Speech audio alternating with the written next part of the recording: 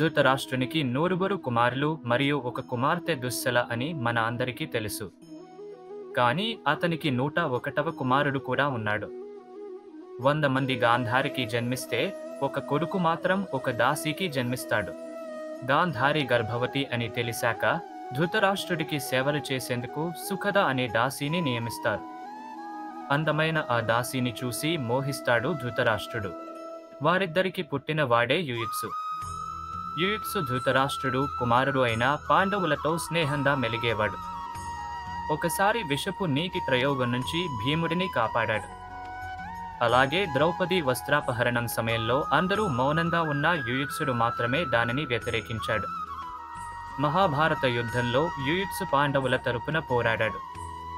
మహాభారత యుద్ధం తరువాత కౌరవులలో జీవించియున్నది ఒక్క యుయుత్సుడు మాత్రమే. తరువాత ఇంద్రప్రస్థానికి రాజైనాడు. జై శ్రీకృష్ణ.